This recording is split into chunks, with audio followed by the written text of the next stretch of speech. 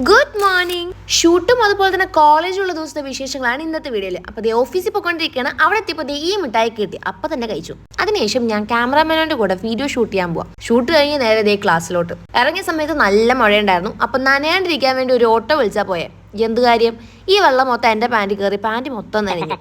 കോളേജിലെത്തി miss കാണാതെ ഒരു തക്ക നോക്കി ഇറങ്ങി ഞങ്ങൾ റഹ്മാനിയിൽ ബിരിയാണി കഴിക്കാൻ പോയി. മര്യാദക്ക് 2 ഹാഫ് പറഞ്ഞാൽ മതിയായിരുന്നു. ഫുൾ എന്നെ കൊണ്ട് പറ്റില്ല എന്ന് എനിക്ക് നന്നായിട്ട് അറിയാം, എന്നാലും പറഞ്ഞു. ആ കലം പോലത്തെ പാത്രം പിടിക്കാൻ പോലും പറ്റുണ്ടായില്ല, നല്ല ചൂടുണ്ടായി. അതുകൊണ്ട് ടേസ്റ്റിന് കുറവൊന്നുമില്ല. അവിടുത്തെ ഡേറ്റ്സ് അച്ചാർ ഞങ്ങൾക്ക് രണ്ടുപേർക്കും ഭയങ്കര ഇഷ്ടം. അങ്ങനെ ബിരിയാണിയും അച്ചാറും സാലഡും പപ്പടം കൂടി കഴിച്ചു. അവൾ ഉണ്ടായത് ഭാഗ്യം, അല്ലെങ്കിൽ ഇത് തീരില്ലായിരുന്നു. കോളേജിൽ വരുന്നു, ഫുഡ് കഴിക്കാൻ പോണു, തിരിച്ചു വരുന്നു,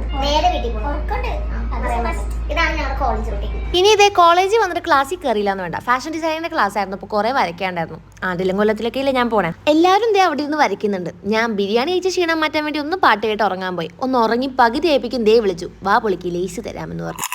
ആയിക്കോട്ടെ, അങ്ങനെ അതും കഴിച്ച് അവിടെ ഇരുന്ന് വർത്താനം പറഞ്ഞിരുന്നപ്പോഴേക്കും ആ പീരീഡ് കഴിഞ്ഞു.